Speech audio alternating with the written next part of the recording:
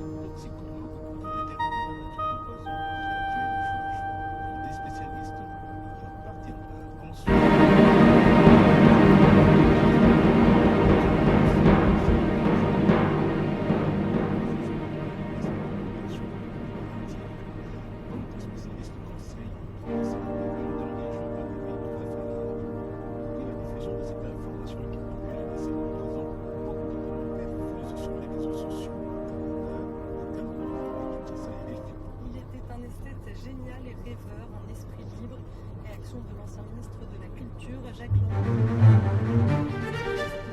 Les plasticiens sont notamment rendus célèbres au Mont-Ballon, grand monument à Paris, ou encore le Reichstag à Berlin. Le centre Pompidou devait inaugurer en mars une exposition qui lui a été consacrée ainsi qu'à sa femme. Elle se tiendra finalement a priori à partir du 1er juillet. Pour le moment, il est 13h et bientôt 10 minutes ici à Paris, 11h10 en temps universel. Merci de votre fidélité à la radio du Monde. Tout à l'heure sur RFI, de vive voix, Pascal Paradou. Chavirée et chavirante, Romy Schneider aura illuminé le cinéma français pendant 30 ans. Au sourire ingénu de Sissi a succédé la femme amoureuse des choses de la vie. Romy Schneider, première voix remarquable d'une semaine cinématographique avec des voix de stars. De vive voix avec Pascal Paradou, du lundi au jeudi à 13h31 sur RFI.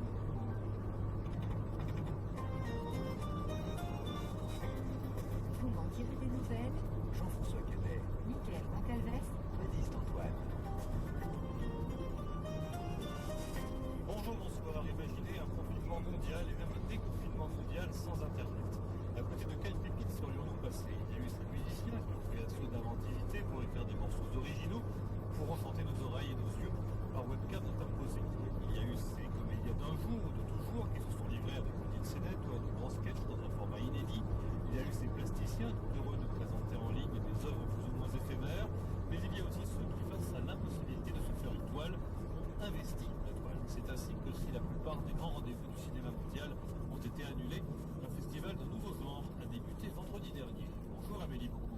Bonjour Jean-François. Le festival We Are One, c'est son nom, est entièrement gratuit et en ligne. Il propose jusqu'au 7 juin d'amener l'once des courts-métrages directement à la maison, tout en lançant un appel aux dons pour la lutte contre le Covid. Ça se passe sur la plateforme YouTube jusqu'au 7 juin donc. Et Amélie, vous avez assisté au premier jour depuis chez vous.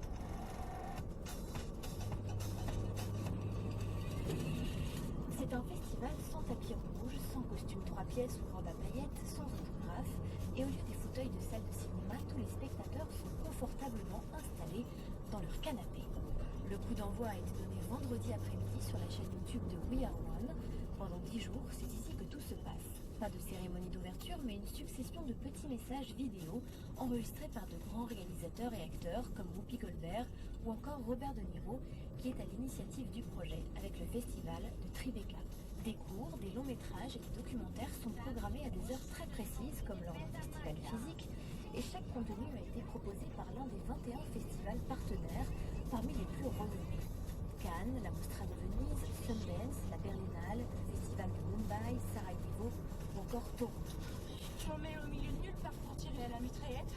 Tu me fais la leçon, tu me tires dessus, tu bousilles la bagnole, t'as même pas un pneu de rechange, maintenant il va faire nuit, il fait 2 degrés. Moi je devais être rentrée à 5 heures et quoi, j'ai pas le droit de faire la gueule? Tu trouves que j'exagère? Pour l'ouverture, les spectateurs du monde entier ont découvert 3 petits films d'animation des studios DreamWorks. Un échassier qui tente d'attraper un poisson arc-en-ciel, un oisillon perdu dans le désert australien, ou encore un robot vivant sur une autre planète qui rêve de pouvoir rejoindre la Terre. 3 courts-métrages qui ont été proposés par le festival d'Annecy, et j'en ai profité pour discuter avec son directeur, Mickaël Marot. Chaque festival avait un contenu à proposer avec comme cadre le fait d'avoir des films qui n'étaient pas forcément dans la toile. Nous, ce qu'on a essayé de faire avec Marc Jean, c'est bien d'avoir une programmation qui a l'image, qui a des courts-métrages qui s'adressent à la fois à la famille, mais aussi aux adultes, différentes techniques pour montrer au public quelle est la diversité du cinéma d'animation contemporain. Donc on a cherché des films qui étaient représentatifs de ce qu'est le cinéma d'animation. Et effectivement, là, on a une proposition qui montre des courts-métrages et qui vont montrer parfois l'image qui est pas mal en de la France. Où là, on est sur une proposition pour la famille, très politique, en animation au volume, un bel univers et plusieurs films à découvrir. Et puis, à côté, on a aussi des courts-métrages de mort qui sont aussi des petits bijoux. Et puis, on a des courts-métrages qui, eux, sont plus pour les adultes, qui traitent d'identité sexuelle, le groupe, le blood, etc. Et puisqu'il est impossible de discuter avec son voisin de fauteuil, un chat a été inséré à la page YouTube pour que les spectateurs puissent échanger en direct et donner leur avis pendant le visionnage, où qu'ils se trouvent dans le monde. Entre 2 séances, le festival propose également des rencontres, conférences, avec par exemple Jackie Chan, Guillermo del Toro ou encore la réalisatrice Jane Campion. I just fell in love with projects, with whatever it was, that I was involved in the storytelling of. And I just want to do that as well. Mais le but ultime, en plus de rendre accessibles des œuvres introuvables sur Internet, gratuitement, c'est surtout de mobiliser la planète entière à la lutte contre le Covid, qui a empêché cette année la bonne tenue de ces grands rendez-vous du cinéma. Alors, parallèlement au visionnage, toujours sur YouTube, une collecte de fonds a été mise en place et sera reversée à la Fondation des Nations Unies. Le festival We Are One, c'est donc sur YouTube.